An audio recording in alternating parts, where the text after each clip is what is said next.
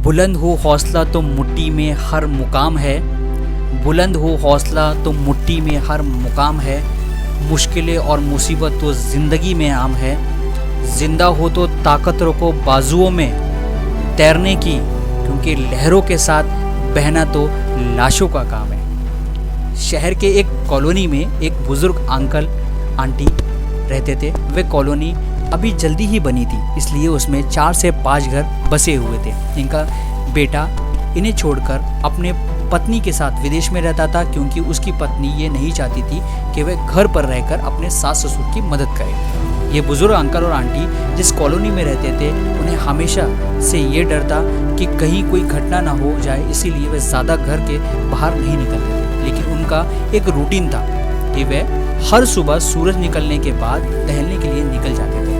एक दिन दोनों रोज़ की तरह ही सुबह टहलने निकले। उन्होंने देखा कि एक लड़का तेज़ी से साइकिल चलाता हुआ जा रहा है और उस साइकिल के पीछे एक फावड़ा बंधा हुआ था, लेकिन उन्होंने ज़्यादा ध्यान नहीं दिया और चले गए। दूसरे दिन उसी समय फिर से वह लड़का दिखा और उसी तरह तेज़ी से साइकिल चलाता जा रहा था। इसी तरह तीसरे और चौथे दिन भी वह लड़का दिखा।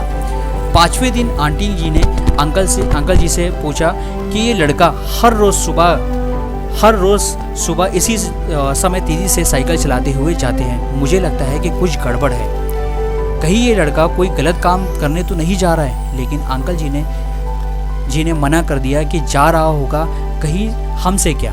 परंतु आंटी जी बोली हमको देखना चाहिए कि हमारे कॉलोनी में कोई गड़बड़ तो नहीं। अंकल जी बोले ठीक है, अगले दिन हम इस लड़के का पीछा करेंगे और देखेंगे कि कहाँ जा रहा है ये।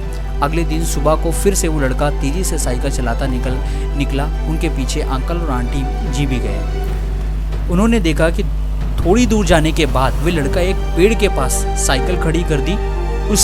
उसी पेड़ के पास थोड़ी सी खाली ज़मीन पड़ी थी और वो खोदने लगा। अंकल और आंटी जी कुछ देर तक देखते रहे कि ये लड़का क्या कर रहा है, लेकिन लड़का ज़मीन खोदते जा रहा था। कुछ देर बाद उन्होंने लड़के से पूछा कि आप ये ज़मीन क्यों खोद रहे हो। लड़के ने मुस्कुराते हुए कहा कि अंकल जी, मैं आप दोनों को रोज़ देखता हूँ, लेकिन आपको मुझसे डरने की ज़रूरत नहीं, और यहाँ ज़मीन इसलिए खोद रहा हूँ कि मेरी नई नौकरी लगी हुई है। अंकल ने पूछा, कहाँ नौकरी लगी हुई है? ऐसा कौन सा काम है जिससे ज़मीन खोदनी है? लड़के ने कहा कि मैं बड़े दिन से बेरोज़गार था, फाइनली मुझे फार्म हाउस में काम मिल गया है और उन्हें ऐसे लड़के की ज़रूरत है जिसे काम करने का अनुभव हो, और मेरे पास कोई भी अनुभव नहीं है। इसीलिए मैं रोज़ यहाँ फावड़ा लेकर आता हूँ और ज़मीन खोदने की प्रशिक्षता में लगा रहता हूँ, ताकि जैसे ही नौकरी पर काम शुरू हो उसमें निकल जाए। इसीलिए रोज़ाना मेहनत कर रहा हूँ, कोशिश कर रहा हूँ। उस लड़के की बात सुनने के बाद अंकल और आंटी जी ने लड़के को आशीर्वाद दिया और बोला, बहुत ही बढ़िया बात है प्रयास, ये ज़िंदगी में सब कुछ है।